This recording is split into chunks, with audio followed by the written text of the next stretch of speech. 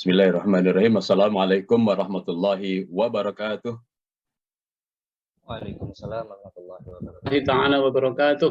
Alhamdulillah rabbil alamin alladzi arsala rasulahu bil huda wa dinil haqq liyudhhirahu 'ala ad-dini kullihi wa kafa billahi shahida. Asyhadu an la ilaha illallah wa asyhadu anna Muhammadan abduhu wa rasuluh. Allahumma shalli wa sallim wa barik ala sayyidina Muhammadin la nabiyya ba'dah.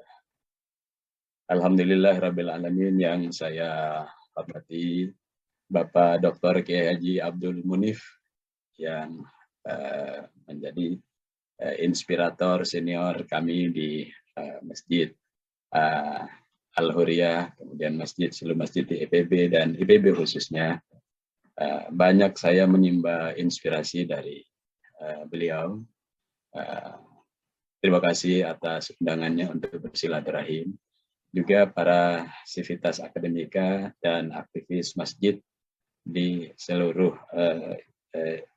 IPB, baik Masjid Al-Ghifari, Masjid Al-Huriyah, Masjid alumni, dan kawan-kawan semua seperjuangan, juga Pak Sony yang luar biasa di dalam gerakan perjuangan pembelaan dalam konteks ekonomi umat. Alhamdulillahirabbil alamin. Pada siang yang mulia ini kita bersilaturahim dan hendak berbicara tentang Ramadan. Maka apa yang tadi disampaikan oleh Bapak Dr. Kiai Haji Abdul Munif itu sesuatu yang sangat mendasar.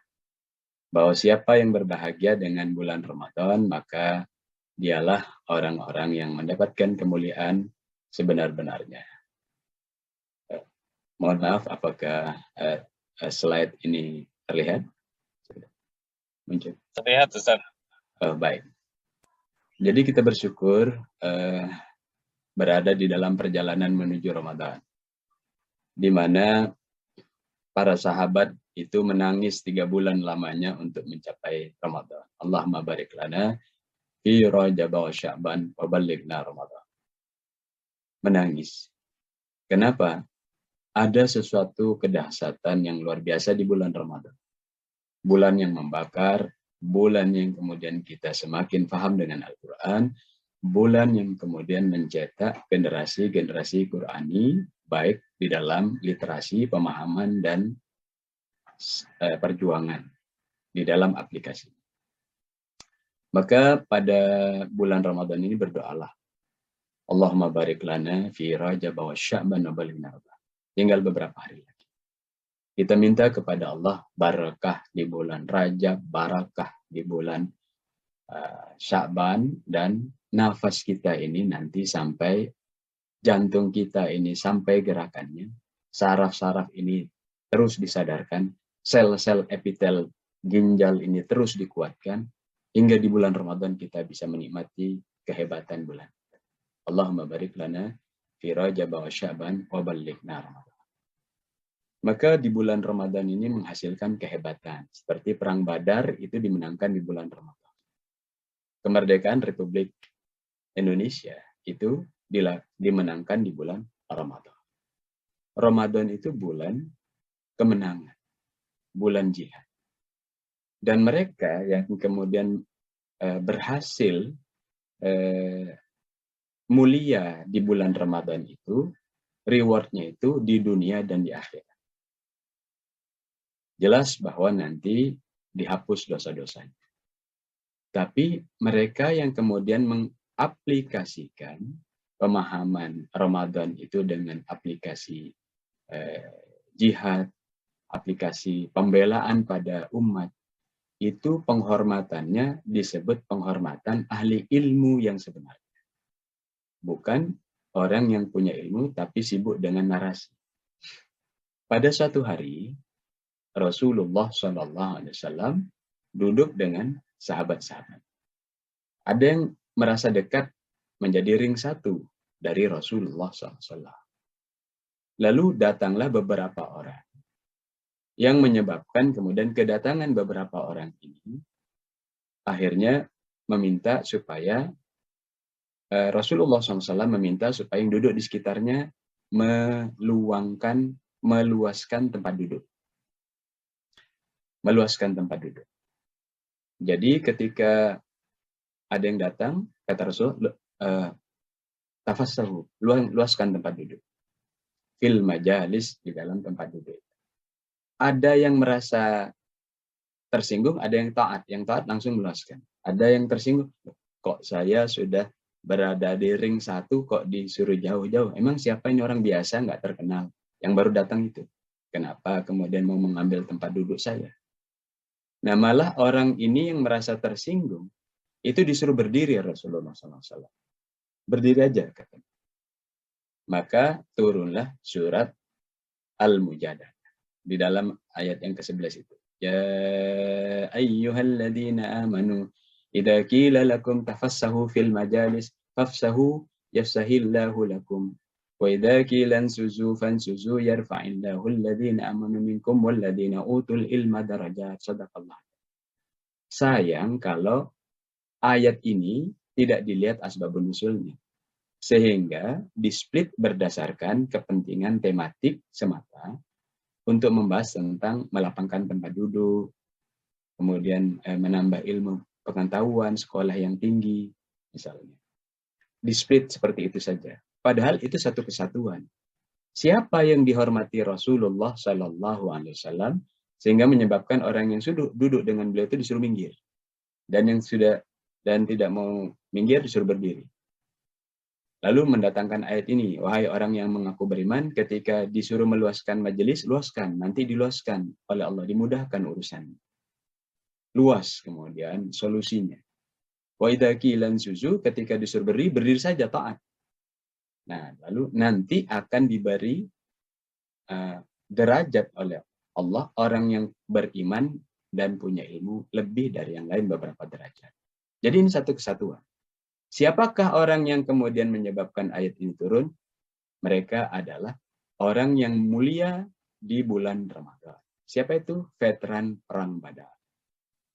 Jadi pejuang ini yang faham literasi Quran dan terapannya dan berdampak kepada umat itu derajatnya tinggi. Itulah yang disebut dengan orang punya ilmu.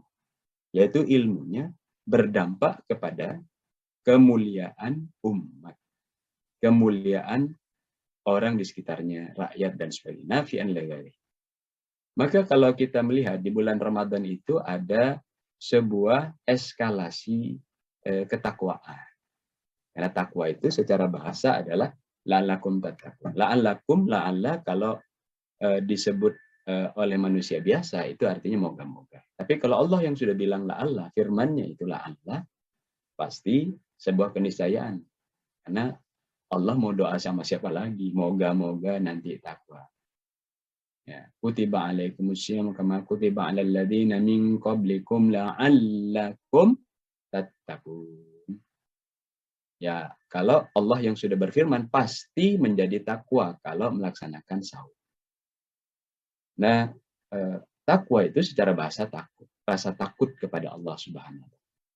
Dia merasa diawasi oleh Allah dari CCTV langit sebelum CCTV bumi. Dia takut.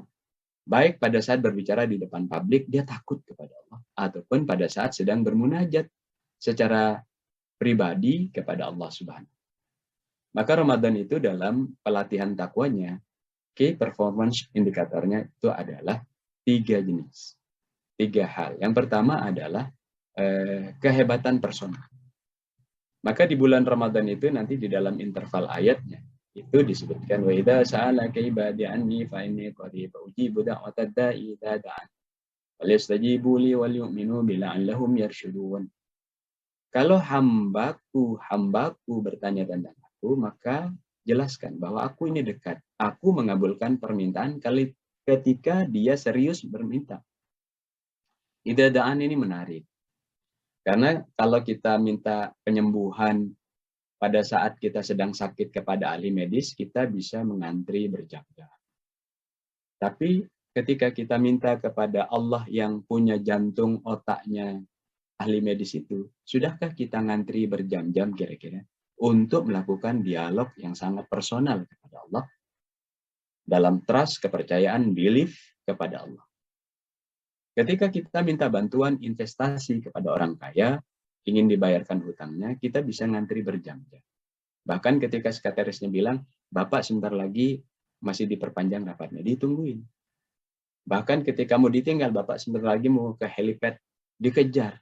Kenapa? Butuh investasi, butuh bantuan, butuh backup. Kadang-kadang kita minta backup kepada kekuatan militer, karena ada yang mengganggu dari kartel, dari oligarki, dan sebagainya.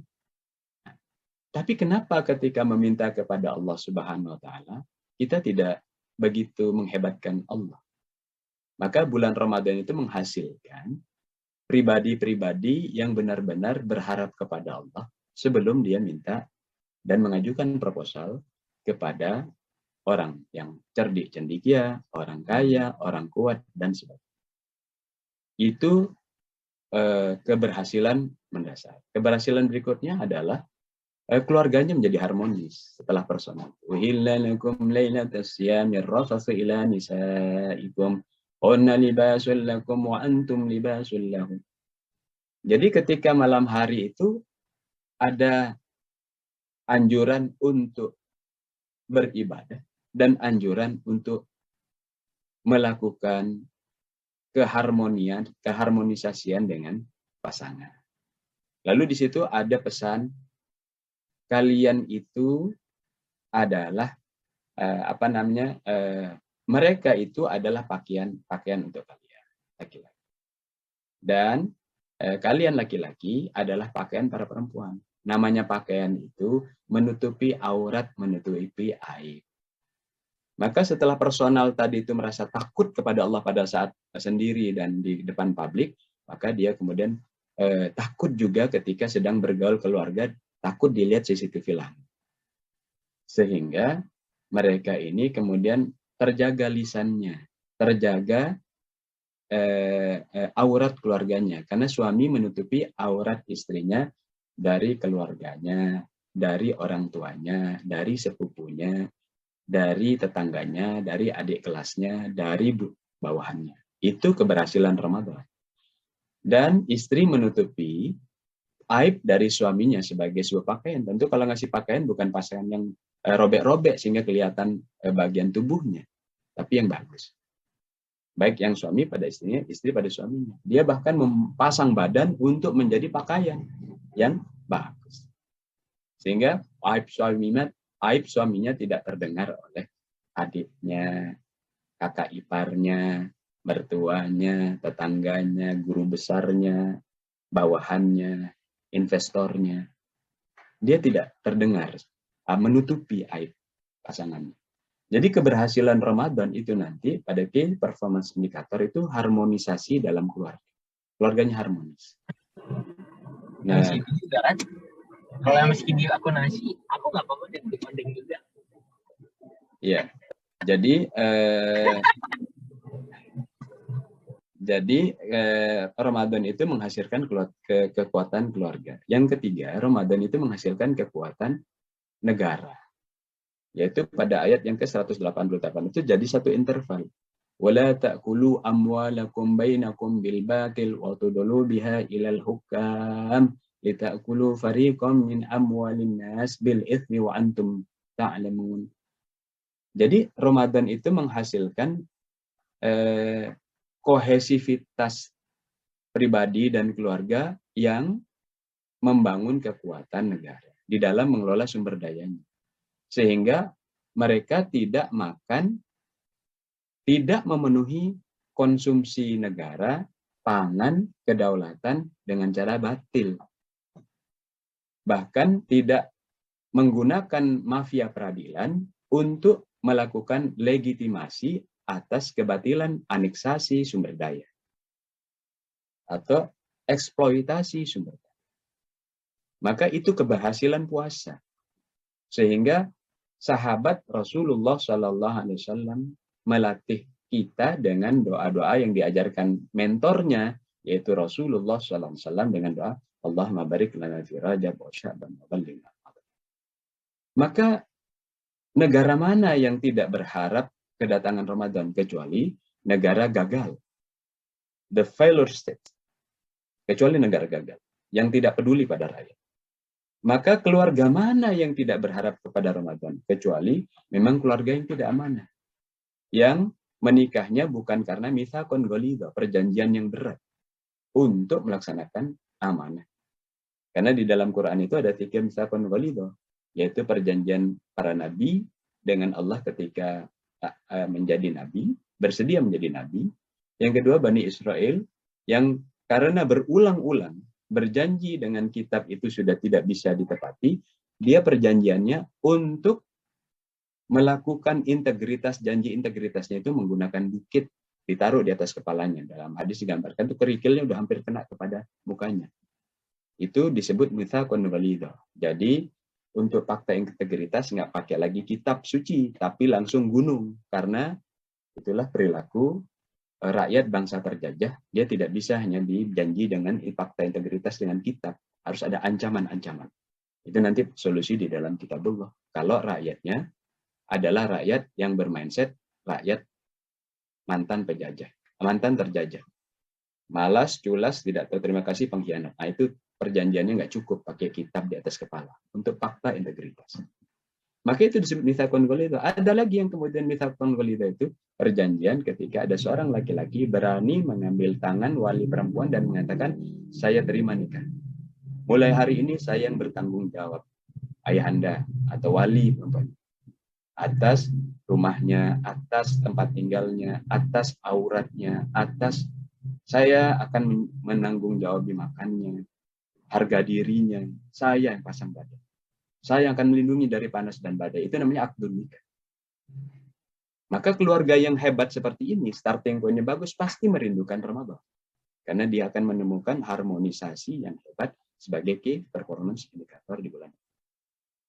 Lalu kemudian negaranya jadi. Nah, hadirin yang dirahmati Allah Subhanahu wa taala. Disebutkan bahwa bulan Ramadan itu bulan Al-Qur'an. Syahrul Ramadan alladzi unzila fihi al-Qur'an hudal linnas bainatin minal huda wal furqan. Itu diturunkan Al-Quran. Petunjuk, kemudian penjelasan, hal-hal yang sifatnya empirik itu ketemu nanti di bulan Ramadan. Ketika Al-Quran itu benar-benar dibaca dengan haqqa tilawati. Surat Al-Baqarah ayat 121. Orang yang mendapatkan Al-Quran pasti membacanya dengan haqqa tilawati. Maka hataman di bulan Quran, hal murtahal. Yang hal murtahal ini disukai oleh Allah Subhanahu. Apa hal murtahal ini? Membaca dari Al-Fatihah sampai An-Nas, udah hatam baca lagi. Nah, lebih afdolnya kemudian membacanya dengan haqqa tilawati. Apa haqqa tilawati? Surat Al-Baqarah ayat 121. Alladzina atainal kitab wal hikmah. Mereka yang kemudian mendapatkan Alkitab itu pasti membaca yatlunahu haqqa tilawati. Pasti mereka membacanya dengan code of conduct haqqa tilawati. Ada kode etiknya membaca kitab itu. Bukan seperti bedah buku atas literasi kemanusiaan biasa. Ada code of conduct. Maka pada surat Al-Baqarah ayat 121 disebutkan dia membacanya dengan haqqa tilawati. Apa haqqa tilawati itu? Kata Imam Ibnu Hajar Al-Hafiz, celaka orang yang membaca kitabullah tapi tidak menyempurnakan hak-hak hurufnya. Panjang pendeknya, vibrasinya, gunnahnya, matnya, makharijul hurufnya. Lalu kata beliau, celaka orang yang sudah menepati hak-hak hurufnya tapi tidak mendalaminya, nggak tadabbur, nggak mengerti itu, nggak menghatamkan tadabburnya dari Al-Fatihah dan Nas. Apa sih maksudnya? Surat ayat-ayat Quran itu di dalam kehidupan, dalam perspektif ideologi, politik, ekonomi, sosial, budaya, hukum, pertahanan, keamanan. Apa sih maksudnya ayat ini? Dari Al-Fatihah sampai An-Nas. Jangan sampai kemudian hataman, tapi kemudian mengucapkan seperti kaum terdahulu, asatirul awwalin. Itu Quran itu cuma dongeng. Dongengnya Nuh alaihissalam, dongengnya Yunus alaihissalam, dongengnya Musa alaihissalam. Nggak bisa diterapkan di sini, apakah di Ukraina, di Moskwa, atau di Indonesia. Nggak bisa itu. Nah, kesombongan akademik ini direkam oleh Allah di dalam chapter humanisme, namanya chapter Luqman. Karena Luqman itu menjelaskan tentang humanisme ternyata. Dilihat. Ada orang yang ingin kelihatan intelek dan humanis dan mengatakan nggak bisa itu Quran digunakan sebagai solusi. Dia nggak bisa. Itu surat 31 ayat 21. Kenapa? Maka dia tidak mau tadabbur. Dia mengatakan solusi ekonomi itu berdasarkan guru besar saya, senior saya, karena disebut aba una. Aba itu ada dua, aba biologis itu budaya, aba ideologis itu aba yang pertama aba yang biologis itu hasilnya budaya. Menurut budaya begini, nggak perlu pakai Quran. Ada lagi yang kemudian abanya itu ideologis. Menurut bapak bangsa ini begini, atau bapak buah ini begini, atau bapak guru besar saya begini. Nggak perlu pakai Quran. Maka mereka mengatakan direkam, mengatakan seperti itu. Nanti datang azab dari atas, bawah, dan tengah. Kenapa? Mereka sombong pada kitabullah. Maka kita perlu mengevaluasi dengan pelajaran pandemi ini, berbagai teori ekonomi mikro dan makro menghasilkan hutang negara. Coba kita renung. Apa yang ada masalah? Rupanya, menarik kemudian ketika kita bahas di bulan Ramadan, yang menghasilkan sahabat-sahabat yang justru memenangkan pertempuran Badar itu. Mengalahkan sebuah kekuatan besar. Mengulang sejarah. Karena Quran itu isinya sejarah. Siklus polibios. Maka watilkal ayyamu nudabiluha bainan nas. Orang berkumpul lalu kemudian ingin mengendalikan, menunjuk raja. Lalu kemudian anak-anaknya absolute power, korup, membangun anarki. Nanti berontak lagi orang pandai. Aristokrasi. Bahkan ada cerdik cendekia ini kemudian bekerja sama untuk mengalahkan kerajaan yang sudah mulai anarki, diruntuhkan. Tapi berikutnya mereka kemudian ketika absolute power membangun oligarki. Itulah kerjasama al-mala yang kemudian bekerja sama dengan kekuasaan. Al-mala itu di dalam Al-Quran disebutkan mereka oligarki yang punya kekuasaan dan punya lahan teritori. Maka nanti yang bisa menyelesaikan itu orang yang mengerti bagaimana walaknya dalam wilayahnya itu kepada Allah Subhanahu wa taala, disebut aulia. Mereka menjadi pemimpin kaum setia. Tapi aristokrasi itu bisa memang oligarki, kartel dibangun. Marah rakyat kemudian dikalahkan. Akhirnya butuh suara rakyat. Suara rakyat jadi suara Tuhan. Karena nggak percaya lagi. Muncul demokrasi, perwakilan. Tapi perwakilan ini, parlemen ini menghasilkan nanti ketika absolut dia melaksanakan holokrasi, yaitu kepemimpinan yang kemudian bisa mengambil kewenangan kekuasaan dengan cara perwakilan. Ini holokrasi. Maka kemarin kita melihat waktu ada undang-undang COVID yang kemudian dituntut ke Mahkamah Konstitusi itu adalah ketika anggota legislatif seperti terkooptasi oleh pemerintah dengan undang-undang COVID. Itu namanya pendekatan holokrasi. Nanti dianjurkan lagi, jadi lagi rakyat berontak, cari raja, rajanya terus. Nah ini putarannya ratusan tahun. Maka di dalam Al-Quran diceritakan berbagai permasalahan raja itu dengan kasus-kasusnya.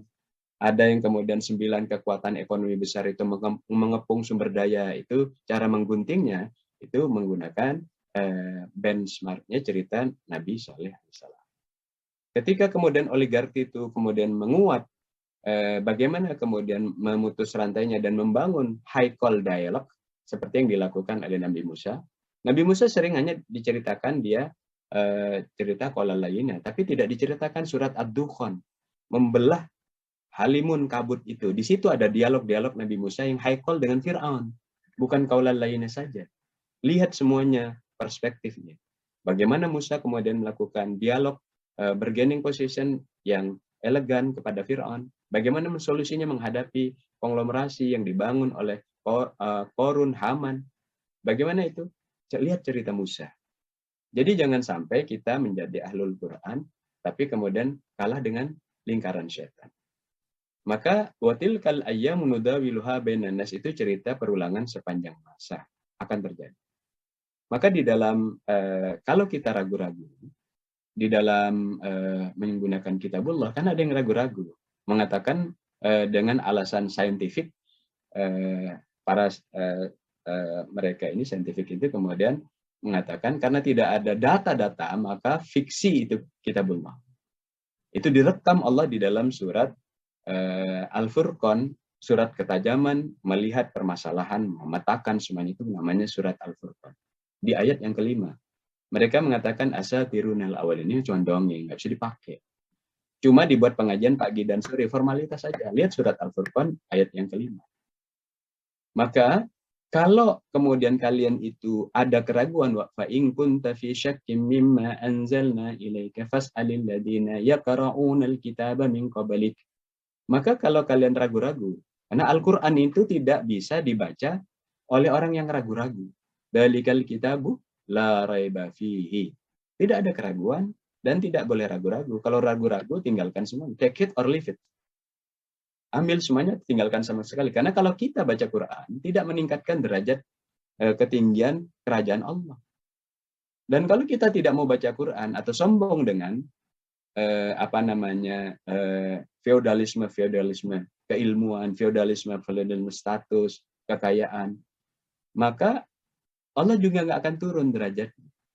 Allah nggak akan hilang kerajaannya. Wong kita itu nggak kelihatan, dari bulan aja nggak kelihatan. Kerajaan kita nggak kelihatan, hanya seperti debu. Kenapa kemudian kita merasa sombong? Maka dalam siklus Polybios ini, kalau ragu-ragu, panduannya ini ayat di dalam surat Yunus ayat ke-94. Chapter Yunus itu berbicara tentang endurance dari para dai, karena di situ bercerita tentang Nabi Yunus yang meninggalkan kaumnya, dan Nabi Yunus yang tahan lebih kuat lagi setelah disekolahkan di perut ikan, penjara perut.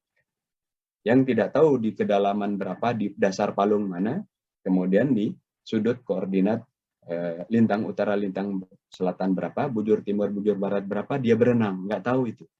Maka kalau kondisi gelap seperti sekarang, menghasilkan permasalahan ekonomi, yang kemudian ngantri minyak di negeri yang CPU-nya dahsyat hasilnya, maka wiridkanlah masalah gelap gulita ini seperti cara taubatnya Yunus alaihissalam yang didapat dari dasar palung terdalam, diajarkan oleh makhluk rendik-rendik itu di dalam hadisnya.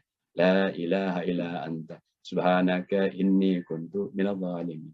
Nah, chapter yang berbicara tentang endurance para dai itu setelah berbicara chapter 9, yaitu bagaimana memutus koalisi, karena surat 9 disebut Al-Bara'ah, dengan orang-orang yang akan mengendalikan harta besar dan tidak boleh mengendalikan harta besar. Harta besar itu surat sebelumnya, surat 8. Itu berbicara tentang bagaimana harta besar itu. Emas, karena devisa itu diukurnya dari emas. Maka Britania Raya, seperti disebutkan, negeri yang tidak pernah berhenti matahari bersinar, itu kaya raya karena kekayaan harta rampasan perang. Maka yang boleh meledakan harta rampasan perang itu hanyalah orang yang tidak kena penyakit 4 dalam surat Al-Bara'ah itu, yaitu orang-orang musyrik, orang-orang ahli kitab yang buruk atau ulama su yang nanti bisa membangun aristokrasi jadi oligarki. Yang berikutnya adalah kemudian orang-orang munafik dan orang-orang zalim. Itu nggak boleh mengelola. Jadi kalau kita mengirim itu sebagai pengelola kekuasaan, itu memang kita yang salah di dalam mengirim orang yang hendak mengendalikan. Nah, di dalam chapter Yunus ayat yang ke-94 itu, kalau kalian ragu setelah dijelaskan tentang bagaimana endurance harusnya berdakwah itu supaya kemudian tidak gampang futur, tidak gampang mengeluh, tidak gampang kemudian lari dari dakwah itu. Di ayat yang ke-94 dikatakan, kalau kalian ragu-ragu terhadap kitabullah itu, tanya kepada pembaca kitab kaum terdahulu. Di Al-Quran dijelaskan bahwa kitab itu rentang kendali sejarahnya di Quran itu, setiap nabi ada kitab yang diberikannya, surat 3 ayat 81. Lalu kemudian tiap nabi itu ada yang jaraknya 950 tahun, kemudian ada yang 400 tahun, zamannya Nabi Ibrahim berikutnya. Kita ini tinggal sisa-sisanya 60 tahunan rata-rata. Yang dulu-dulu panjang. Rentang kendali sejarah yang panjang itu ada peta jalan siklus Polybios itu bagaimana cara mengguntingnya. Maka kalau kalian tidak ragu-ragu, maka tanyakan kepada pembaca kitab yang sebelum kalian. Pertanyaannya, mereka udah meninggal ribuan yang tahun. Terus kitab-kitab yang ada di sekitar kita itu udah terdistorsi karena diubah. Di mana kitab-kitab itu berada di dalam Al-Qur'anul Karim. Jadi siapa sebenarnya yang bisa memetakan peta sejarah itu? Yaitu pembaca Al-Qur'an. Maka bacalah, nanti matrik permasalahan tiap nabi dan permasalahannya akan kita tahu cara mengguntingnya. Hadirin yang dirahmati Allah Subhanahu wa taala, keberanian untuk memimpin itu ada di masjid. Keberanian memimpin, keberanian menguak kebenaran. Karena di masjid itu dalam surat At-Taubah yang berbicara tentang pemutusan koalisi atau mencegah orang 4 jenis itu tidak boleh mengendalikan harta negara besar seperti emas, harta rampasan perang, itu hanyalah orang yang kemudian takut kepada Allah. Di mana eskalasi itu dibangun? Di masjid. Innama ya'muru masajidallah man amana billahi wal yawmil akhir wa aqama sholata wa ata zakata wa lam yakhsha illallah. Sesungguhnya pemakmur masjid itu adalah orang yang beriman pada Allah dan hari akhir, membangun kekuatan karena keimanan. Dia menegakkan sholat. Sholatnya itu mencegah dari fahsya dan mungkar. Sholatnya itu melahirkan pelatihan kepemimpinan antara belajar menjadi rakyat dan menjadi negara. Menjadi pemimpin rakyat. Wa atas zakah, bukan sekedar bayar zakat atau menyediakan amil zakat yang temporer pada saat Ramadan. Yang pick up-nya memang di bulan Ramadan. Tapi mengerti bagaimana zakat itu bisa menyelesaikan masalah personal dan masalah sistem. Benchmarkingnya adalah di dalam surat At-Taubah ayat 60.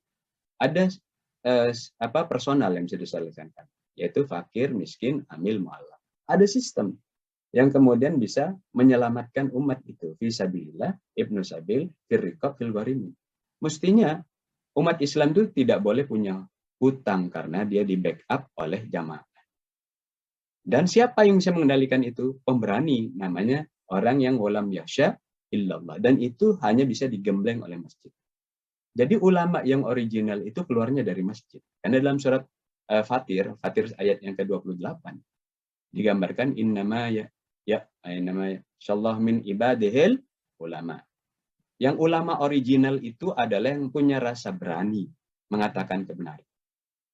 Jadi bukan karena aksesoris, maka kata Rasulullah, jangan lihat kalian orang itu dari aksesorisnya. Innallaha la yanduru ila ajsamikum wala ila suwarikum walakin yanduru ila qulubikum wa amalikum.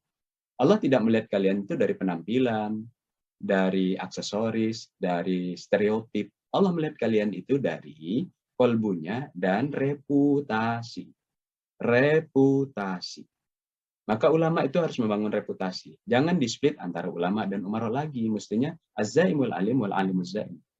Yang ulama sekarang itu belajar juga masalah kepemimpinan dan tata negara dan pengelolaan sumber daya. Yang umara yang sekarang itu juga belajar kitabullah, membaca peta jalan kaum terdahulu menghadapi problematika siklus polibios. Itu mestinya terjadi. Maka hasil dari masjid itu az-zaimul alim wal alimuz zaim. Orang yang tinggi ilmunya, orang pemimpin tapi tinggi ilmunya. Dan orang yang tinggi ilmunya tapi mampu memimpin. Nah, itu pidato kebangsaan Nabi Musa alaihissalam ketika membangun mindset perbudakan setelah orang-orang Bani Israel itu selesai melintasi laut, dipidatokan di dalam surat Al-Maidah. Kalian tuh mendapatkan Bani Israel. Kalian mendapatkan nikmat karena mengalir di darah kalian, darah kenabian, dan darah mulukan, darah orang-orang berkuasa. Karena dulu memang kakek buyut menyuruh keputuskan kita menjadi khalifah. Dan seperti sebuah dua keping mata uang tidak bisa dilepas, kalian juga jadi ibadah. Kalian menjadi Abdullah. Jadi harus menyatu. Jangan dipisah. Sehingga ada kelompok ulama yang kemudian tidak bisa bicara masalah kepemimpinan nasional, tidak bicara masalah sumber daya alam, gas alam, dan sebagainya. Ini problematika masalah sebenarnya. Kenapa kemudian kita tidak bisa membangun kekuatan sebagaimana perintah kitab terdahulu. Dalam surat Al-A'raf ayat 157, tugas kita itu adalah mengikuti Islam yang ada di kitab-kitab sebelumnya dan menyatu sekarang dalam Al-Qur'an. Alladzina yattabi'una ar-rasulan nabiyil ummi alladzina yajidunahu maktuban indahum fit Taurah wal Injil. Tertulis itu juga di Taurat dan Injil. Apa message-nya? Ya'muruhum bil ma'ruf wa yanhahum 'anil munkar. Menegakkan hak asasi. Al-ma'ruf itu hak asasi. Sesuatu yang dikenal orang baik. Hak mendapatkan pendidikan, hak mendapatkan kesehatan. Mau muslim, non-muslim mengaku itu baik. Itu namanya ma'ruf. Hak asasi manusia. Kita harus menjadi pembela hak asasi manusia. Wa yanhahum 'anil munkar. Lalu kemudian mencegah dari kemungkaran. menegakkan liberasi, bukan liberalisasi ya, bukan liberal tapi liberasi. Jadi orang beriman lulusan IPB Al-Huriyah ini kalau hadir di sebuah tempat dia menghasilkan gelombang karena dia adalah berani keluar dari masjid, walam yasha illallah. Tapi dia menegakkan liberasi dengan elegan, dengan kesantunan, tapi dia menggambarkan petanya. Hanya supaya tidak kemudian ambigu, nanti jumto surat Al-Imran 110 itu harus nanya transenden. Untum khairu ummatin ukhrijat linas ta'muruna bil ma'ruf wa tanhauna 'anil munkar tu'minuna billah. Hak asasi manusia dan liberasi harus nanya Allah. Pesan yang ada di seluruh kitab itu sebagai peta jalan pembaca kitabullah, wa yuhillu lahumut thayyibat wa yuharrimu 'alaihimul khaba'ith. Jadi menghalalkan yang baik-baik, mengharamkan yang buruk-buruk. Saya sampaikan ke kawan-kawan di Majelis Ulama Indonesia di komisi itu. Mestinya kita tidak hanya bicara masalah halal value change, lalu kemudian kita hanya bicara tentang biaya sertifikasinya. Alhamdulillah dengan regulasi yang ada ini kemudian sudah mulai jelas. Dulu Kementerian Keuangan belum menentukan berapa tarif untuk ini, maka kemudian itu menjadi perebutan. Maka sekarang saya kira ketika ada legasi negara, kita mesti mendudukan. Bagaimana mendudukan Majelis Ulama Indonesia sebagai ormas, bagaimana kemudian negara mengaturnya, win-win solution, blue ocean. Jangan rebut-rebutan, memalukan umat. Apalagi sekedar bicara masalah rebutan biaya sertifikasi. Memalukan umat. Memang triliunan angkanya. Wa yuhillu lahumut thayyibat wa yuharrimu 'alaihimul khaba'ith. Dan berani mengharamkan yang buruk-buruk itu. Kalau kita ke luar negeri, Malaysia, Singapura tuh, kalau datang ke tempat rumah makan yang tidak halal atau ada haramnya, itu penjaga warungnya itu berani mengatakan tempat ini haram, yang halal di sana. Kalau di Indonesia mestinya berani itu, bukan cuma bicara halal. Mbok Yao yang warungnya itu tidak jual kondom, kontrasepsi, tidak jual minuman keras, kemudian kalau sholat mereka shift gantian sholat, tepat waktu, jujur, amanah. Mestinya di branding halal itu. Di branding ini, beli ini. Ini Jumto surat 8 ayat 72. Tolong orang beriman yang hijrah. Itu mestinya skala prioritas itu dibicarakan. Itu saya sampaikan. Sehingga ada pembelaan. Wa yada'u anhum israhum wal alal lati kanat alaihim. Pembaca kitabullah itu harus sampai berani menegakkan kemerdekaan dan kemudian belenggu-belenggu. Maka founding fathers kita para ulama merekam ini di dalam platform negara dalam pembukaan Undang-Undang Dasar 1945 bahwa kemerdekaan adalah hak segala bangsa. Penjajahan ekonomi, penjajahan politik, penjajahan sosial budaya itu tidak boleh terjadi. Itu kalau kita memang membaca kitabullah seperti kita mentadaburinya. Maka kata Imam Ibnu Hajar Al-Hafiz ketika menjelaskan surat Al-Baqarah 121, haqqa tilawat itu, yang ketiga levelnya, celaka orang yang mengerti maknanya, tapi tidak membuat action plan-nya, amalnya. Itu penjelasannya Jumto surat At-Taubah ayat 105. Wa qul i'malu fasarallahu amalakum warsul mu'minun. Orang beriman itu sedang ditunggu reputasinya membangun sistem. Maka kita bicara dengan kawan-kawan membuat gerakan kebangkitan ekonomi rakyat Indonesia berdasarkan. Di mana kemudian kalau mayoritas umat ini benar imannya amanu wa taqwa, nanti turun barokah dari bumi. Keberkahannya itu eksponensial bukan linear. Kalau kemudian kualitas hidup itu menurun, itu tidak barokah karena standar minimal itu adalah thubutul khair, tidak terjadi penurunan inflasi. Maka kita mesti merenung, kenapa negeri yang kaya raya ini banyak utangnya dan inflasi?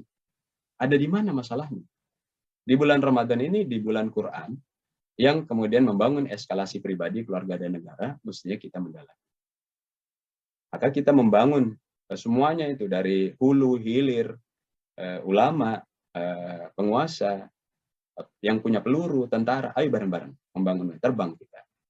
Maka ada sayap yang bisa mengangkat itu. Ada sayap Baitul Mal, sayap Baitul Tamwil. Baitul Mal, bukan Baitul Mal wa Tamwil ya. Maka Baitul Mal itu adalah reservoir sosial. Donasi, zakat, infak, wakaf, wakaf tunai, kurban, CSR, bansos dari negara. Itu yang dimasukkan dari donasi pribadi dan sebagainya itu bisa diutilisasi untuk membangun kekuatan ekonomi umat ini. Sayang kalau kemudian nanti di bulan Ramadan ketika terkumpul zakat itu hanya dibayar kepada personal. Fakir, miskin, amil, mu'alaf. Yang ini enggak nih. fi sabilillah ibnu sabil fil riqab fil gharimin. Mestinya sistem itu bisa membayarkan hutang pada pihak ketiga. Mesti nggak ada yang bangkrut. Sehingga nanti bisa memutar ya moneter, ya sektor real, yang sektor jasanya. Sehingga nanti ketika ada produk-produk yang belum bagus untuk startupnya, siapa yang membackup? Jangan pakai modal dari Tamwil itu. Langsung tergerus, udah modalnya gurem, minta mau head to head dengan kartel, sebagaimana surat Al-Anfal ayat 73. Walladzina kafaru ba'dhum awliya'u ba'dhin la tafalu takun fitnatun fil ardi fasadun kabir. Shadaqallahul adzim. Orang kafir itu bikin kartel, kerjasama, saling melindungi. Baik kekuatan militer, baik kekuatan ekonomi, semua saling melindungi, saling pasang badan. Illa tafaluhu takun fitnatun fil ardi wa fasadun kabir. Kalau kalian tidak membangun agregat-agregat ini menjadi kuat, setara dengan mereka, memang kalian cari perkara, kata Allah. Fitnah dan bencana besar menimpa kalian. Shadaqallah. Maka pada saat usaha kecil itu mau bergabung, mau dibangkitkan dari tidak bankable, kemudian tidak profitable, naik lagi naik kembali ke jadi berwarna kuning, dia profitable tapi tidak bankable, naik lagi kita bina lagi ke hijau, ya profitable, yang bankable, bagus juga, aman secara syar'i, aman secara hukum, aman secara administratif, aman secara politis, lalu kita backup. Itu mestinya mereka juga mau berkomitmen. Maka ikut juga bersedekah, kumpulkan sedekah. Nanti dimulai startupnya dimulai dari biaya. Jangan kemudian kita memutar uang dari Tamwil ini, banyak dari sosial ini. Lalu ketika produk mereka belum laku, masih standarisasinya belum bagus, kita sedot. Jadi kita menjadi off-taker dari orang-orang duafa ini. Rasanya belum standar, kualitasnya belum standar, udah nggak apa-apa. Kita sedot dengan dana sedekah, kita bagi ke rakyat Indonesia yang kelaparan. Kita sedot ini minyak, kita bagi ke rakyat Indonesia yang kelaparan. Bangkit itu industri. Tapi memang berdasarkan kekuatan kitabullah. Lalu kemudian dana-dana investasi setelah melakukan pembelajaran dari dana-dana sosial itu, baru kemudian kita meletakkan dana investasi. Tapi jangan sampai dana ini diputar-putar atas nama syariah cuma di bagian moneter.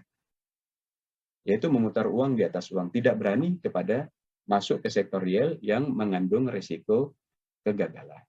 Maka mestinya kita berani mengatakan Islam itu mestinya profit and loss sharing. Bukan menceritakan profit saja, lalu kita kena jebakan riba. Tapi profit and loss sharing. Bagaimana backup-nya? Kita belum sudah menyiapkan. Maka nanti bagaimana ketika oligarki setelah Nabi Musa itu gagal, kalah, tapi dia dari Bani Israel yang beriman. Gagal tapi, karena muncul dari kekuasaan, lalu kemudian mengalahkan Palestina, lalu absolute power jadi Al-Malak. Setelah gagal datang pada Nabi. Bagaimana solusinya? Nabi kemudian menyampaikan setelah berdoa pada Allah, turunlah Talut, datanglah Talut.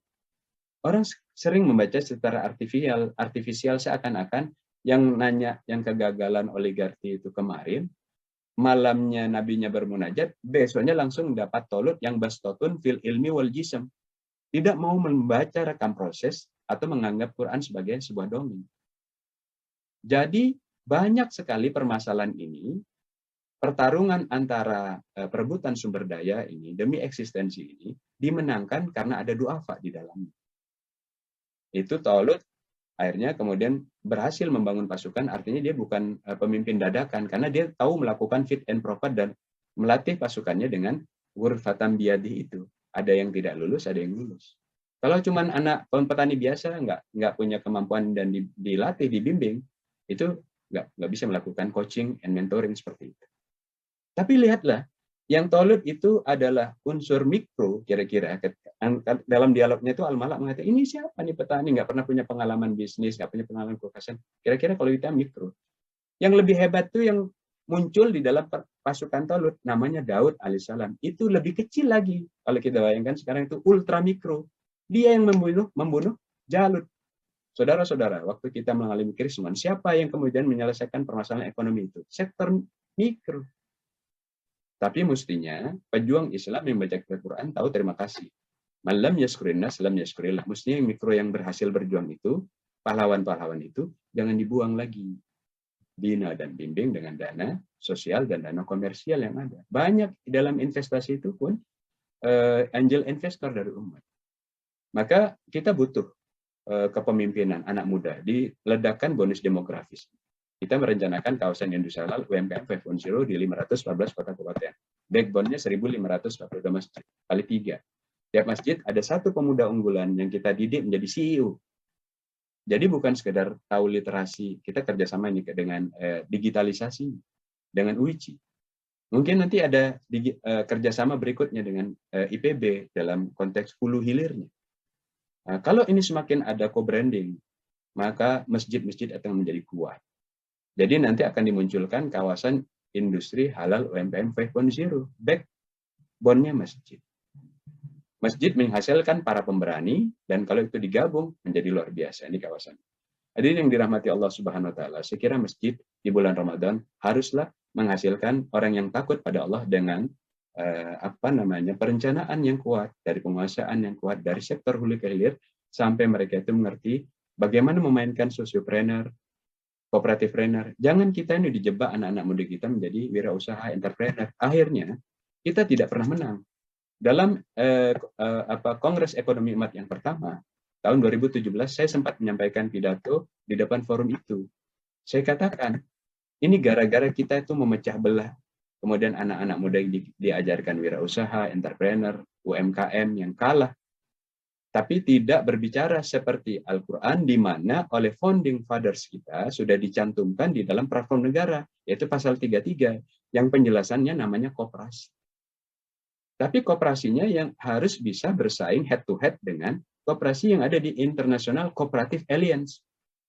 Fonterra, ya. Kemudian Zeno yang dari Jepang. Apalagi macam-macam. Rabobank. Mestinya punya anak-anak perusahaan, yaitu multinational company. Maka kita merencanakan kaderisasi pemuda itu, tahu dia sosiopreneur, mengelola dana sosial, tapi jangan puas di situ.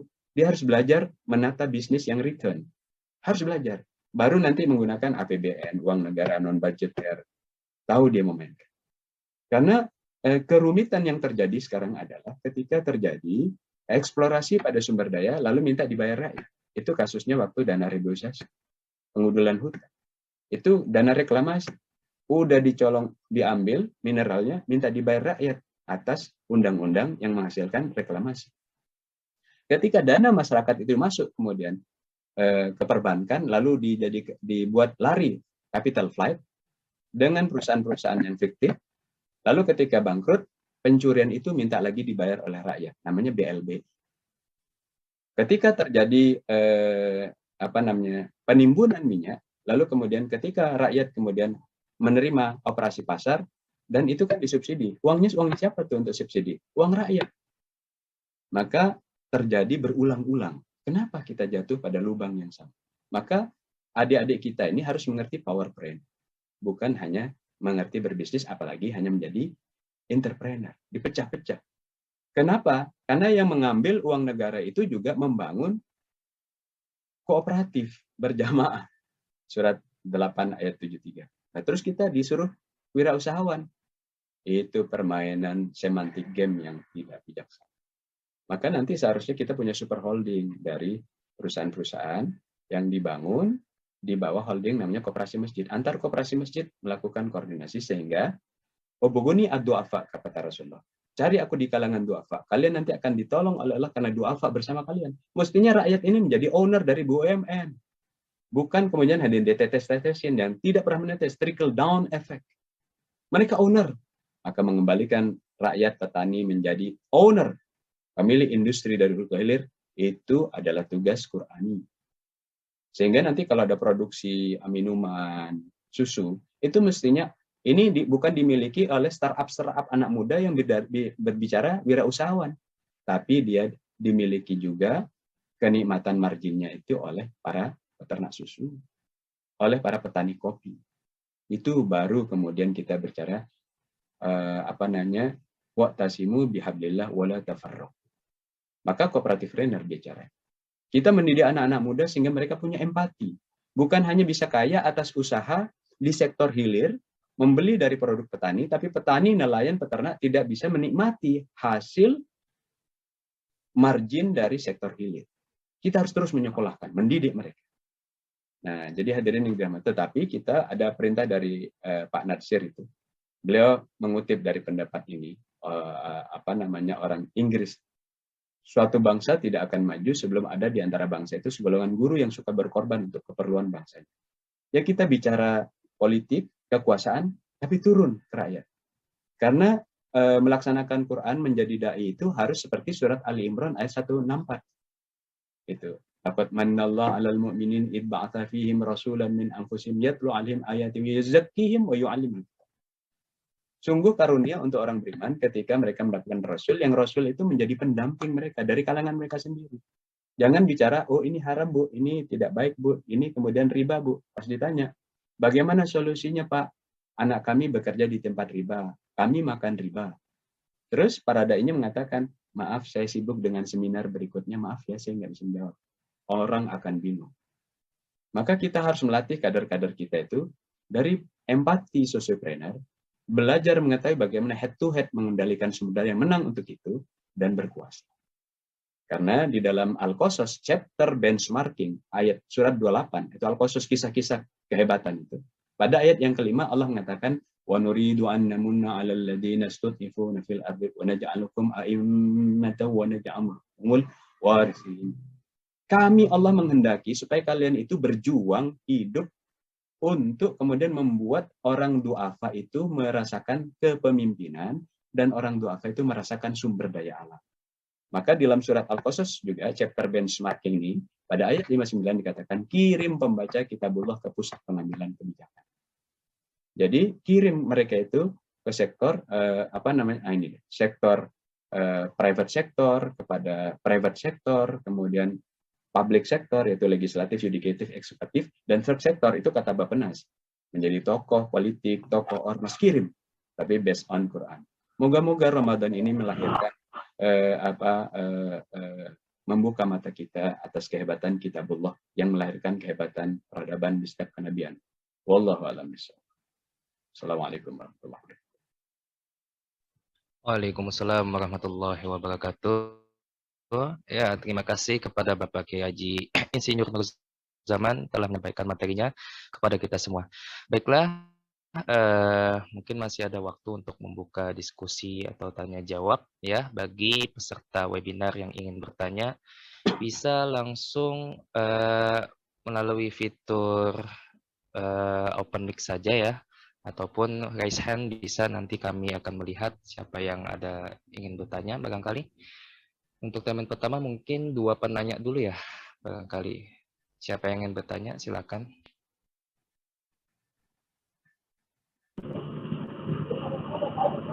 Oke, ada yang pertama, ada yang mengangkat tangan ya, yaitu Saudara Yusuf Firmanuddin. Ya. Yang kedua juga ada Muhammad Fadli. Oke, yang pertama dulu yaitu Saudara Yusuf Firmanuddin. Silakan open mic-nya. Oke, baik. Bismillah. Assalamualaikum warahmatullahi wabarakatuh. Jazakallah khairan. Terima kasih banyak kepada Kiai Haji Ustadz yang telah memberikan pemaparan materi. Izin bertanya Ustadz. Jadi di lingkup masyarakat yang saya sendiri melihat ya, wawalam sih ini masa penglihatan saya gitu kan. Pengamatan saya bahwasanya masyarakat di sekitar masih sungkan dengan istilah ekonomi umat misalnya. Kemudian ada istilah BMT, Baitul Mal wa Tanwir, kemudian ada istilah perbankan syariah misalnya. Kemudian ada istilah mudharabah, musyarakah. Jadi ketika mendengar hal tersebut, ya itu mah nggak ada bedanya gitu sama yang lain gitu. Ya ini mah sama aja gitu. Nah kira-kira untuk menyikapi hal tersebut bagaimana? Dan kita rasanya tuh pengen gitu ya, kita sebagai yang muda bisa memberikan pengertian gitu. Kayaknya nggak sama, ini tuh nggak sama gitu kan. Tapi kira-kira penyampaian yang baik bagaimana kan? Apalagi orang sekitaran kita tuh orang tua gitu kan.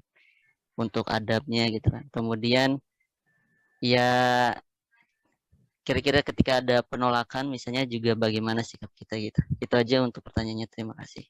Assalamualaikum warahmatullahi wabarakatuh. Salam. Langsung. Baik. Jadi di dalam surat Yasin, jantungnya Al-Quran itu, innama tunziru man ittaba'a dzikra wa khasyar rahmana bil ghaib. Sesungguhnya nasihat itu hanya bisa diterima oleh orang yang takut kepada Ar-Rahman, kegaiban, kehebatan Ar-Rahman. Dan mereka memang mencari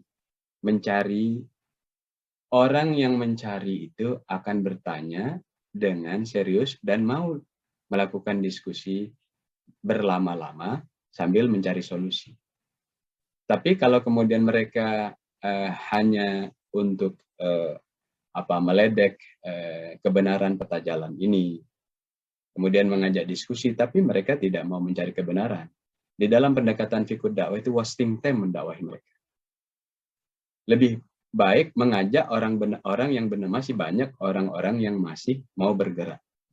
Karena biasanya yang begitu, penyakit bangsa terjajah yang dibongkar di dalam ayat-ayat di Al-Baqarah itu adalah begitu. Malas, culas, tidak tahu terima kasih, pengkhianat. Yang begini nih ketika mereka tidak yakin terhadap kekuatan ekonomi syariah, maka biar aja nanti mereka melihat buktinya.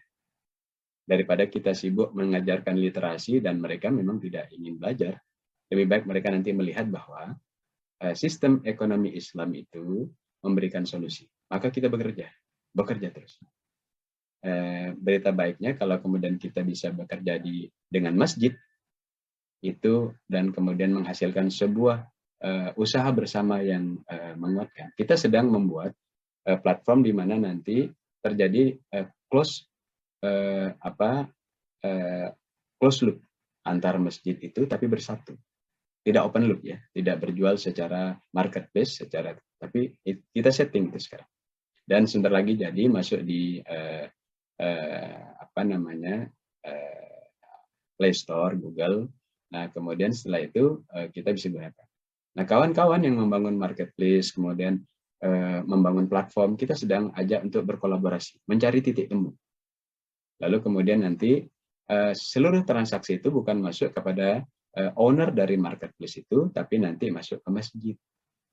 Jadi beli sayur, beli ikan, beli hasil hilir, itu langsung masuk ke masjid.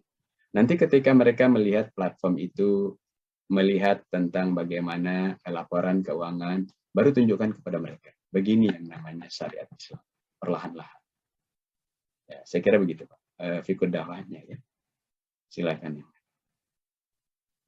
Baik, saya melihat ini Pak, jelas. mohon maaf Pak Agusman dia, apakah Kiai Agusman yang dari Sitoli?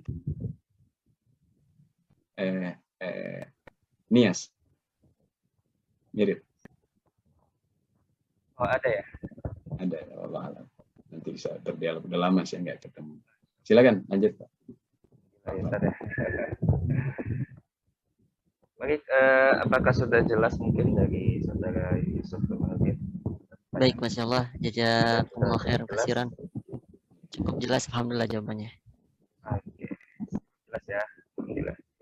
Baik, ada penanya kedua nih Pak Ustadz yang datangnya dari saudara Muhammad Fadil. Ya, mungkin bisa langsung open mic saja, barangkali. Silakan.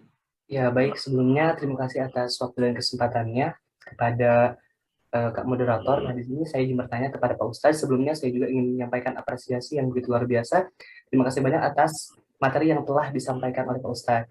Nah, di sini pertanyaan saya terkait dengan perekonomian beberapa rakyat yang mereka rasakan pada saat bulan Ramadan. Nah, ketika bulan Ramadan, orang-orang itu tentunya tetap harus melakukan usaha untuk menunjang perekonomian keluarganya. Nah, dengan alasan tersebut, terkadang ada beberapa pelaku ekonomi seperti halnya pemilik rumah makan ataupun restoran yang buka ketika waktu siang hari dan memicu orang-orang tertentu yang tidak kuat imannya itu untuk tidak berpuasa seperti itu. Nah, apakah hal tersebut tentu saja kan akan menimbulkan dosa ya, baik bagi pemilik restoran ataupun bagi orang-orang yang tidak kuat imannya tersebut. Nah, pertanyaan saya, bagaimana sikap yang harus kita lakukan sebagai seorang muslim apabila melihat kejadian seperti itu di lingkungan sekitar kita. Di sisi lain, pelaku ekonomi tersebut kan ingin meningkatkan perekonomiannya juga gitu di bulan Ramadan. Namun, ya di satu sisi hal tersebut tidak dibenarkan dalam agama Islam karena itu memicu orang-orang untuk tidak berpuasa pada saat bulan Ramadan. Mungkin saya minta saran dan tanggapannya dari Pak Ustadz. Terima kasih. Ya, ini Mas Muhammad Fadli, terima kasih. Ini tajam sekali pertanyaannya, bagus, hebat. Dan kita harus melihat sesuatu secara arif bijaksana. Dalam kebijaksanaan, kita tahu bahwa makan di bulan Ramadan itu tercela, gitu. Bagi yang Muslim, tapi bagi yang non Muslim, bahkan bagi Muslim yang belum akil balik, itu nggak apa-apa. Seperti Imam Syafi'i yang waktu kecil di bulan Ramadan makan-makan, diprotes sama orang-orang, kok makan-makan, ini gurunya agama, loh saya kan belum akil balik katanya. Nah ini juga kita harus melihat secara arif. Di sekitar kita ada anak kecil, di sekitar kita ada orang Muslim juga yang sedang melakukan perjalanan, kemudian ada orang kafir yang juga harus makan. Saya kira tetap membuka usaha, tapi kemudian jangan disamakan dengan bulan-bulan biasa. Perlu ditutup, tidak diumbar, diekspos, tapi orang tetap bisa makan. Karena masih ada orang punya hak untuk makan di bulan itu juga. Saya kira demikian. Terima kasih. Baik, Pak sudah cukup jelas, saudara Fadil. Jelas ya, baik. Jadi ke restoran pun sebenarnya dibolehkan ya, karena kita hidup berhubung dengan agama lain gitu ya, agama lain dalam artian memang kita menjalankan puasa Ramadan ya, akan tetapi kita juga harus memperkenalkan Islam yang rahmatan lil alamin. Bahwasanya semua agama pun ya tidak mengalami dampak negatif malah dari Ramadan, yaitu usaha, padahal masih bisa buka usahanya dengan usaha ya, tidak aktivitas seperti biasanya, yaitu membuka restoran yang terlihat ya, seperti itu mungkin kan. Baik, mungkin karena waktu kita terbatas ya, mungkin satu pertanyaan lagi barangkali ada datangnya dari Bapak Muhammad Nur barangkali. Baik, kepada Bapak Muhammad Nur mungkin bisa memperbaiki. Baik, terima kasih. Assalamualaikum warahmatullahi wabarakatuh. Waalaikumsalam warahmatullahi wabarakatuh. Ya, terima kasih Ustadz. Pemaparannya tadi luar biasa. Menurut saya ini mungkin sebuah langkah yang harus memang segera kita ambil, Prof. Saya ini dari Maluku Utara, Pak Ustadz. Ya. Jadi tadi saya tertarik dengan masalah koperasi demi umat, Ustadz.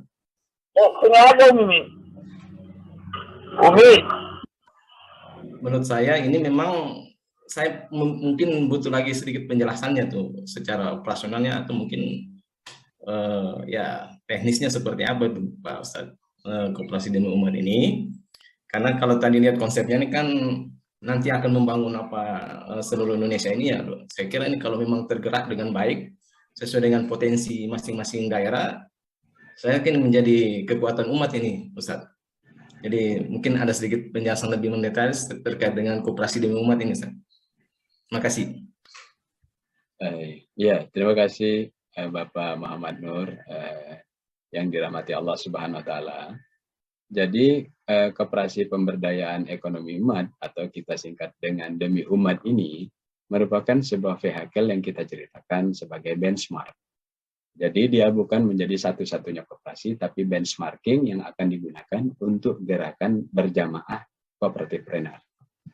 Maka yang kita lakukan itu adalah pertama pembenahan terhadap mindset berjamaah di dalam bisnis atau cooperativepreneur itu. Lalu kemudian langkah-langkah membangun aliansi strategis antar berbagai kelompok, antar kelompok masjid, koperasi masjid, koperasi peternakan, koperasi nelayan, koperasi, kemarin kita melakukan kesepahaman dengan koperasi warteg Nusantara. Jadi bagaimana kemudian kita dari hulu ke hilir membuat kesepahaman-kesepahaman. Karena kata kuncinya yang berbeda cuma satu, yaitu satu orang seharusnya bisa menjadi anggota beberapa koperasi. Selama itu terkunci. Nah, itu harus kita endorse di undang-undang. Jadi nanti saya sebagai anggota koperasi pemberdayaan ekonomi umat seharusnya bisa juga menjadi anggota koperasi dari masjidnya Pak Muhammad Nur, anggota dari koperasinya Pak Kiai Abdul Munif, anggota koperasinya Pak Agus Mangia, masjid ya koperasinya di situ. Kenapa? Karena simpanan wajibnya sangat murah. Mungkin hanya 500 rupiah, mungkin hanya 1.000. Jadi ketika dia punya uang 1.000, 100.000, dia bisa menjadi anggota dari 100 koperasi. Di mana masing-masing koperasi menjadi holding yang punya 3 anak perusahaan, 3-4 anak perusahaan. Maka dia menjadi owner. Ini yang sangat sederhana perbedaan mendasarnya di situ. Maka kemudian masjid yang kalau silaturahim itu paling beberapa orang yang hadir antar masjid, nanti akan terjadi di masjidnya Pak Muhammad Nur, itu anggota koperasinya berjumlah jutaan. Karena anggota koperasi masjid kami, anggota koperasi masjidnya Pak Kiai Agusman, anggota koperasinya Pak Kiai Munif, itu juga bergabung dia menjadi anggota koperasi masjidnya Pak Muhammad. Demikian juga nanti di koperasi Al-Huriyah ini akan bergabung nanti anggota koperasi demi umat, anggota koperasi dari Gunung Sitoli, anggota koperasi masjid dari Bandung ke Al-Huriyah. Maka nanti kalau kita ketemu tuh nuktotul iltimasnya, ikatan persahabatannya itu bukan karena yang datang pembicaranya adalah pembicara kondang.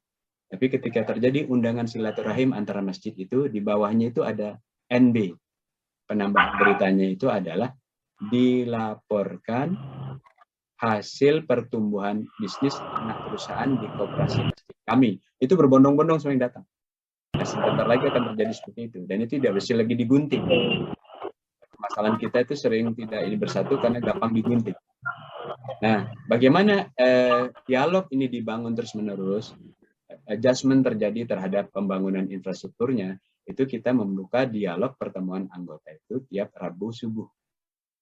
Rabu ba'da subuh, dialog antar guru besar, pengusaha, dan sebagainya, mantan dari militer, itu bicara tuh. Begini strateginya, bicara. Rabu subuh. Sabtu malam, itu bicara literasi ekonomi nasional. Nanti dengan linknya, di sini ada Pak Sony Trison yang tahu tentang informasi itu, barangkali nanti dari Pak Sony Trison bisa menginformasikan bagaimana dialog tiap Rabu subuh kita dan Sabtu malam. Jadi perkembangan koperasi jangan nunggu RAT 1 tahun sekali, tiap pekan kita dialog. Berita baiknya, dengan kejadian pandemi kita bisa Zoom kayak begini. Ini lebih jelasnya nanti Sabtu malam, Rabu malam, dialog Pak Muhammad Nur bisa hadir di sana. Mengisi form dari menjadi anggota koperasi demi umat. Sangat sederhana, mengisi Google Drive, Google Form. Saya kira demikian. Terima kasih. Terima kasih Ustaz, luar biasa. Nanti saya hubungi Pak Sony. Ya. Insya Allah. Pak Sony banyak tahu itu tentang perjuangan. Assalamualaikum. Assalamualaikum. Buya, ini saya Agus Mandia. Dari Gunung Sitoli ya? Iya, Gunung Sitoli, daerah terluar Indonesia, Pulau. Masya Allah. Batasan dengan Australia, lautan Australia. Iya, iya. Ini Buya, saya laporkan, Dinas kita sangat minoritas. Jadi, perlu diberikan penyuluhan tentang pemberdayaan ekonomi, terutama umat kita yang di pesisir, karena ekonominya sangat lemah. Jadi pertanyaan saya Buya tentang koperasi tadi, alangkah lebih baiknya dan senangnya kita masyarakat pesisir di Nias ini jika hal demikian dapat terwujud di Gunung Sitoli atau Nias.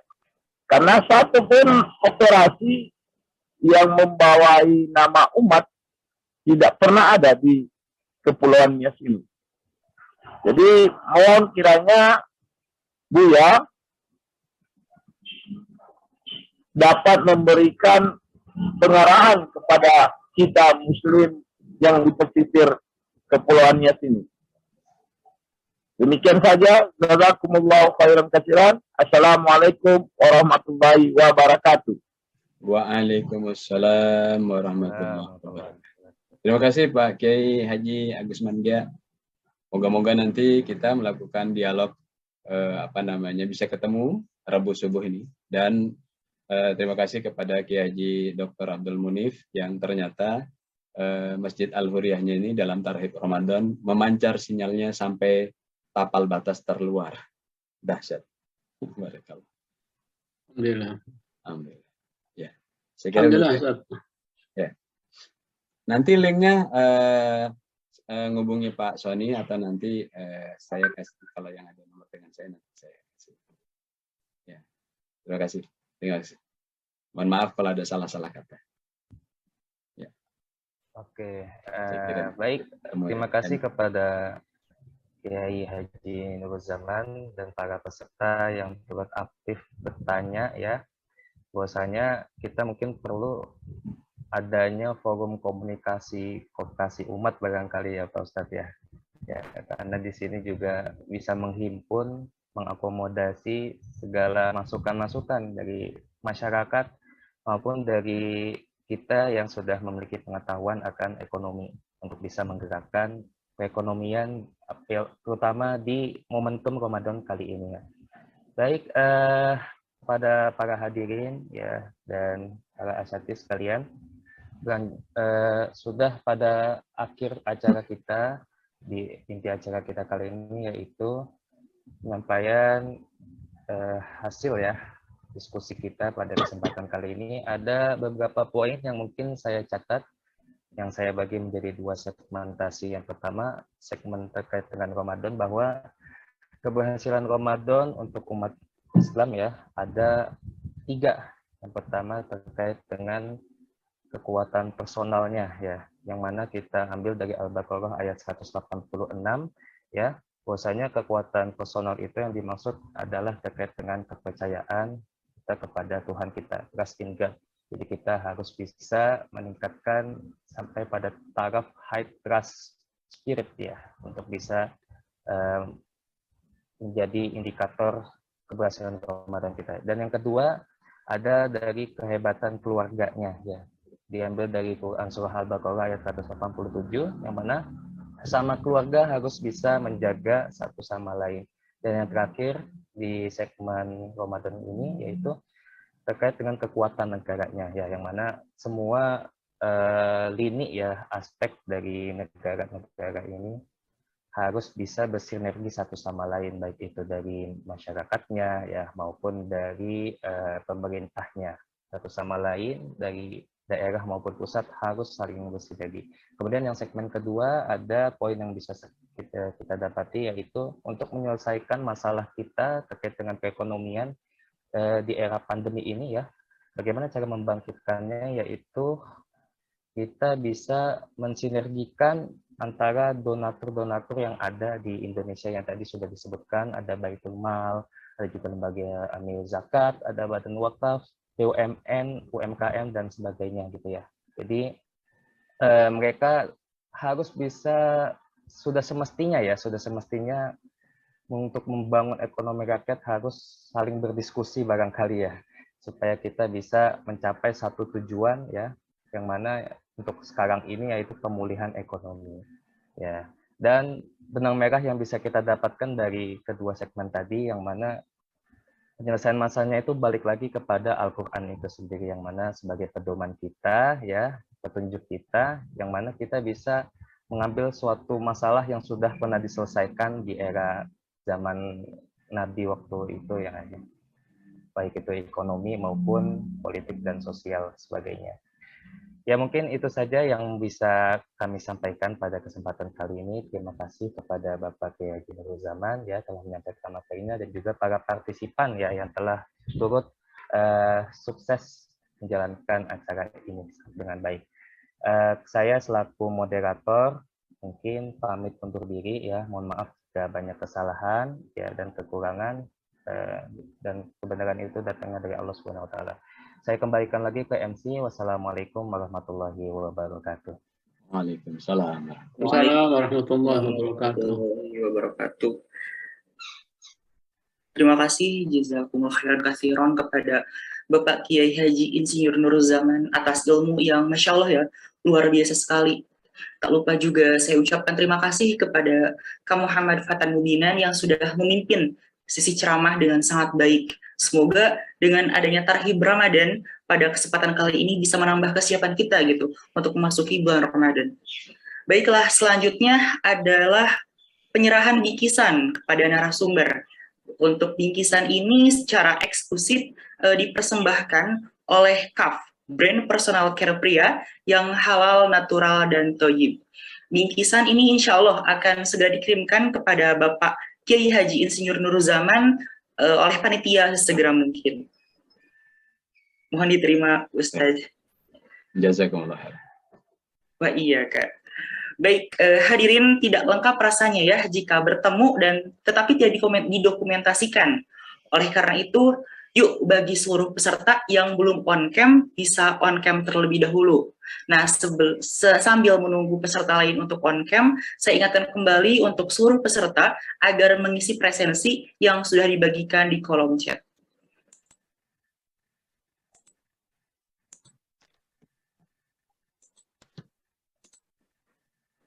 Mungkin untuk mengefisienkan waktu, saya beri waktu sampai pukul 14.49 ya, untuk seluruh peserta bisa mengaktifkan kameranya.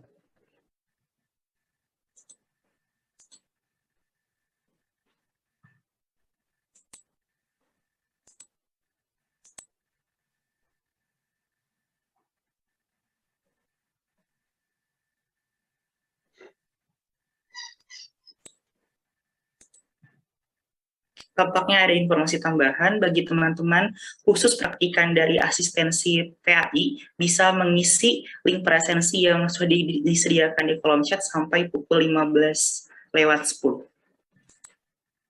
Baik, karena sudah pukul 14.49, mungkin bisa mulai saya screenshot. Untuk slide pertama, 1, 2, 3.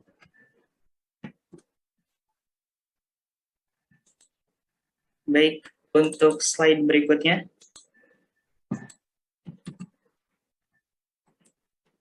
Di slide kedua masih belum ada yang on cam. Baik, tampaknya di slide berikutnya juga tidak ada yang on cam, mungkin karena ada kendala mungkin ya. Jadi untuk screenshot kita hanya di slide pertama saja. Baik, terima kasih kepada teman-teman yang sudah on cam. Mungkin teman-teman yang lain tidak bisa on cam karena ada satu dan lain hal gitu ya. Baik, hadirin yang berbahagia, tak terasa kita sudah berada di penghujung acara. Oleh karenanya, marilah kita tundukkan kepala kita sejenak untuk berdoa. Dan pembacaan doa ini akan dipimpin oleh Bapak Dr. Burhanuddin Mas'ud selaku Ketua Bidang Kajian Kauniyah dan Pengembangan Jurnal Islam DKM Al-Hurriyah. Kepada Bapak Dr. Burhanuddin, saya persilakan. Terima kasih Mas Fahrian. Assalamualaikum warahmatullahi wabarakatuh. Waalaikumsalam warahmatullahi wabarakatuh. Afwan, mohon izin Pak Ustadz. Semua aja mohon izin saya memimpin doa pada siang hari ini dalam pengajian yang luar biasa. Mudah-mudahan memberikan inspirasi kita agar bulan Ramadan mulai titik balik untuk bagaimana mendorong penguatan ekonomi umat kita. Insya Allah melalui inisiasi yang dilakukan oleh Majelis Ulama Indonesia itu menyatukan kita sehingga potensi besar umat tercerahkan dengan baik-baik. Insya Allah mari kita berdoa kepada Allah Subhanahu Wa Taala. Kita awali sama-sama dengan membaca suratul Fatihah sebagai wujud syukur kita dan pengharapan kita kepada Allah Subhanahu Wa Taala. Hadiniyah wa likulli niyatin shalihah. Al-Fatihah. A'udzu billahi minasyaitonir rajim. Bismillahirrahmanirrahim. Alhamdulillahirabbil alamin. Iyyaka na'budu wa iyyaka nasta'in. Shiratal ladzina an'amta 'alaihim.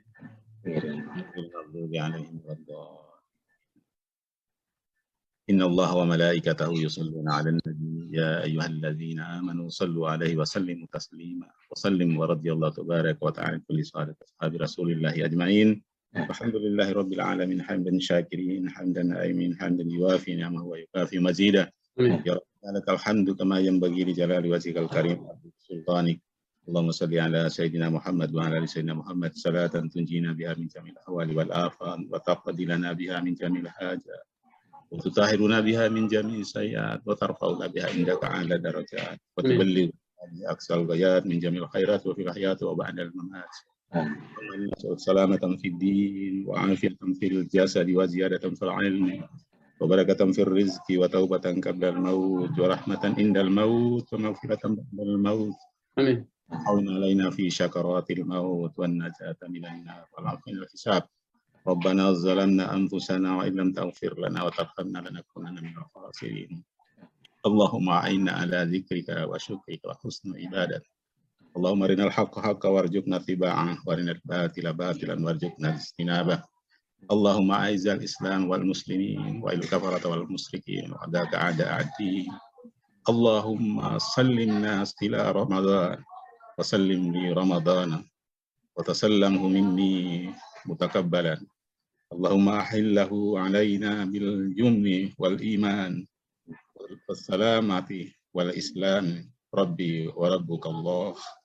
اللهم أعز الإسلام والمسلمين والكفرة والمشركين وأعداء الدين. اللهم ارزق توبة نصوحا قبل الموت. اللهم ارزق توبة نصوحا قبل الموت. اللهم ارزق توبة نصوحا قبل الموت. نسألك حسن الخاتمة ونعوذ بك من سوء الخاتمة. ربنا لا تؤاخذنا إن نسينا أو أخطأنا ربنا ولا تحمل علينا إصرا كما حملته على الذين من قبلنا ولا تحملنا ما لا طاقة لنا به واعف عنا واغفر لنا وارحمنا أنت مولانا فانصرنا على القوم الكافرين. ربنا لا تزغ قلوبنا بعد إذ هديتنا وهب لنا من لدنك رحمة إنك أنت الوهاب. ربنا آتنا في الدنيا حسنة وفي الآخرة حسنة وقنا عذاب النار وادخلنا الجنة مع الأبرار يا عزيز يا غفار يا رب العالمين. وصلى الله على سيدنا محمد النبي الأمي وعلى آله وصحبه وسلم. سبحان ربك رب العزة عما يصفون وسلام على المرسلين والحمد لله رب العالمين. Terima kasih. Mudah-mudahan doa kita diijabah oleh Allah Subhanahu wa taala. Kita semua bisa sampai di bulan suci Ramadan. Syukran katsiran jazakallah Pak Ustadz atas ilmunya. Mudah-mudahan ini Al-Huriyah lah dari dengan Pak Munif, Ustadz Munif. Amin, amin ya Allah, amin. Syukran. Ya, kekuatan ekonomi umat ini kita bisa lakukan. Jejaring antar masjid menjadi pusat peradaban kita. Gerakan peradaban. Mulai dari MP Sentrum Masjid Al-Huriyah. Amin, amin. Subhanallah. Amin ya Allah, amin. Ini Pak Burhan luar biasa nih Pak Nurus sama yang lain. Terima kasih Pak. Assalamualaikum warahmatullahi wabarakatuh. Waalaikumsalam. Waalaikumsalam warahmatullahi wabarakatuh. Terima kasih kepada Bapak Dr. Burhanuddin Mas'ud yang sudah memimpin doa. Sebelum saya menutup acara, terima kasih kembali kami ucapkan kepada pihak-pihak yang terlibat dalam rangkaian acara siang hari ini. Terima kasih kami ucapkan kepada Asosiasi Masjid Kampus Indonesia, Badan Amil Zakat Nasional Provinsi Jawa Barat, PT Bogor Life Science and Technology, Holding Company of IPD University, Lembaga Amil Zakat Al-Bunyan, Menyatukan Kebaikan, IPB Press, dan KAF, dan personal care pria yang halal, natural, dan thayyib. Baik, marilah kita tutup Tarhib Ramadan 1443 Hijriah ini dengan membaca hamdalah bersama-sama. Alhamdulillahirrabbilalamin. Saya Fahrian Aif, mewakili segenap panitia yang bertugas, pamit undur diri. Mohon maaf jika ada kesalahan selama memandu acara pada siang hari ini. Wassalamualaikum warahmatullahi wabarakatuh. Sampai jumpa di Tarhib Ramadan 1444 Hijriah. Ya Allah, amin. Panjang umur. Alhamdulillah, jazakumullah khairan. Ustaz Nurus, jazakallah ya. Dan yang lain. Ya. Mari. Nyuwun pamit, Pak Kiai. Oke. Farian, makasih Farian udah dari MC. Assalamualaikum. Sama-sama Ustaz.